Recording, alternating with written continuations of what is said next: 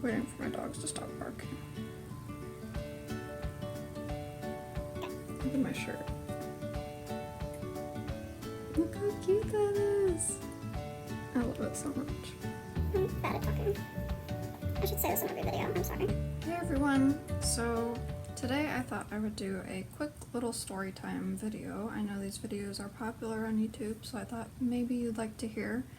And today is going to be about my cartilage piercing gone wrong, or horror story, I guess. But I still have my ear, so it's not like an actual horror story. That would be very bad. But yeah, if you'd like to hear about what happened, then you can stay tuned. If not, then I will see you in my next video. So, this story starts when I was like 16, I think. You know, the age where you want to get piercings, but your parents won't let you get anything other than your ear. So I decided to go with a cartilage piercing. And I got it right up here. As you can see, it's no longer pierced. And I will get into that next. But I got a simple ring. I thought, you know, that looks pretty cool. I decided on a ring, and that was not the best idea. I mean, I would recommend starting with a stud until it's healed, and that is because anybody who has a ring on their cartilage will tell you it is extremely easy to snag it on a brush or a comb. And my hair was much longer back then. It was like down to here probably. So obviously I was brushing my hair, and every now and then at first I would catch it because I wasn't used to it, you know. But I got used to it and I wouldn't catch it anymore, and it started to heal and it was fine. You know, I would get the occasional bump here and there, but it always went away, and I would spray it with sea salt every day, clean it, took good care of it, didn't sleep on it, and it healed relatively quickly. Well, it was healing quickly until I went to get my hair cut. And this is where things went wrong. I told the lady beforehand, I said, look, I have this cartilage piercing and it has a ring and it's pretty easy to snag, so can you just like try and be careful? She's like, oh yeah, I'll be careful. Well, you can see where this is going. So she wet down my hair, you know, with the spray bottle, was combing through it like really hard, and then all of a sudden she goes whoosh, snags it right on my ring, pulling it. I'm sorry if you can hear my dogs in the background, they bark at everything.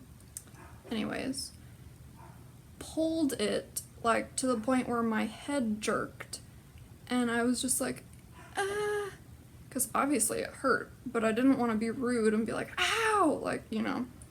And I mean, it didn't hurt that bad. It was just like shocking because I wasn't expecting it. I had my eyes closed because it's always pretty relaxing when people play with my hair, you know? So I didn't think too much of it. She apologized for it. She was like, oh my gosh, I'm so sorry.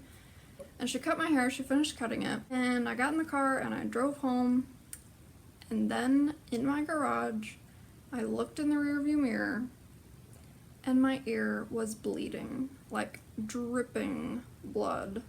I'll see if I can find a picture and insert it here.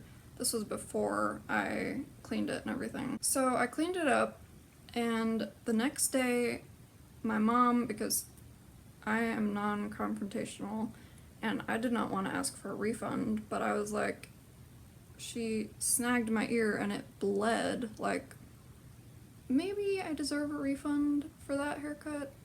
I mean, I just got it trimmed, so it wasn't like anything huge. So my mom went in because, like I said, I was too scared, and she got a refund, and I thought all was well. I thought, you know, that was pretty painful, but it'll probably heal just fine. Well, it didn't.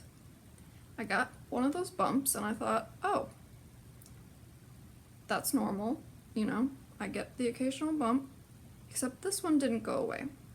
This one got bigger, and it started to hurt and like sting, and I was thinking, oh gosh, please don't be infected. What if it's just like super irritated? I really just hoped it wasn't infected, and I didn't think it was infected because, like I said, I would get the occasional bump and they would always go away. Except this bump got bigger and bigger and bigger until one morning I woke up and it literally looked like the head of an eraser sticking out from my ear.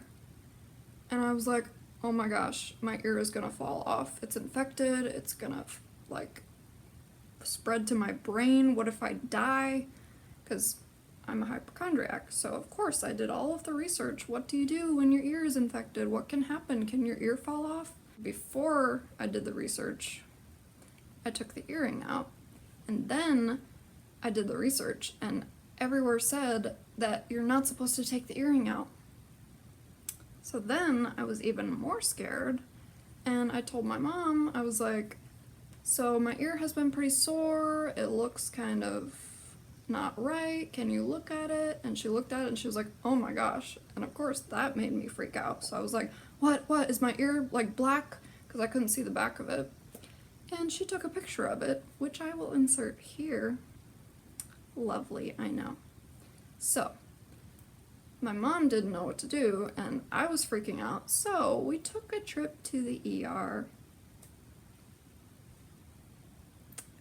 Great time. We ended up in there, and I was like, they're gonna have to cut off my ear. I'm going to die. I'm going to get an infection. It's gonna spread to my body. I'm gonna die. My ear is gonna fall off. It's gonna turn black, like worst case scenarios, like I always do. But we went in the little room, and the nurse was like, oh yeah, we see this all the time. It's no big deal. We'll just pop the little abscess, that's what they called it, an abscess on my ear, which is so intimidating. I was like, what? Anyways, they popped it, which was super fun, and it bled a lot, and they squeezed out some pus, which I know is super gross. Believe me, it was on my ear. I heard it pop. One of the most disgusting sounds I have ever heard.